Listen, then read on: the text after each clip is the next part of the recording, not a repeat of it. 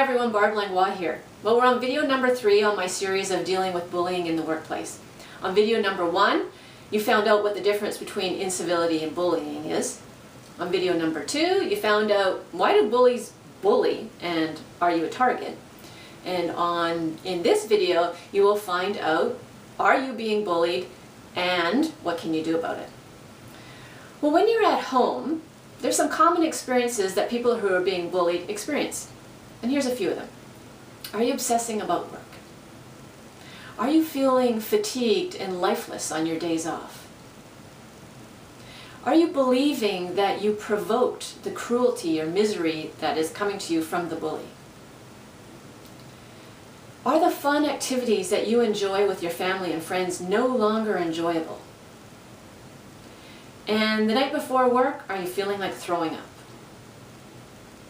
So those are some experiences that you may have at home. And then once you get to work, are you checking the assignment to see if you're working with the bully? Are you looking to change assignments? Are you feeling like you're being micromanaged no matter what you do? Do you feel that despite a history of objective excellence, you're being accused of incompetence? And finally, do you notice that your self-confidence is really decreasing? Those are all signs that you could be a target of a bully.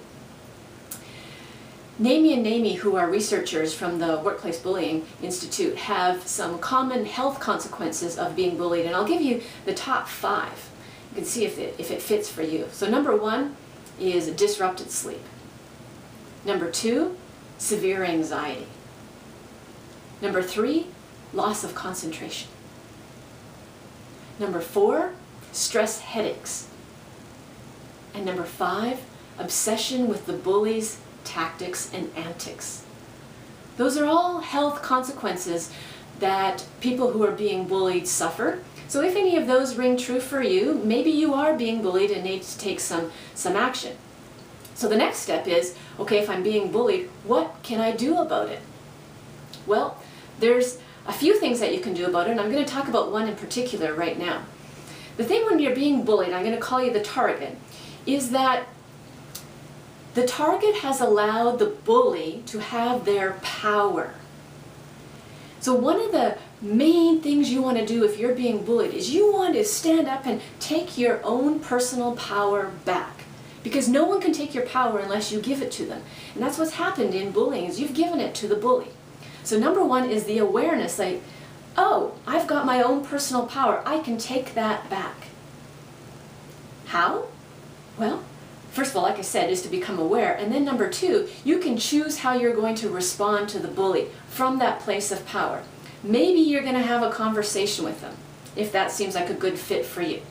Sometimes though, and actually more often than not, people say, I can't have that conversation. It's far too scary or intimidating, or I'm fearful of retaliation. So then the question is, what else can you do to increase your personal power, to take your power back if you're not going to have the conversation? Well, there's a really easy strategy you can do. Become aware of the boundaries that you have.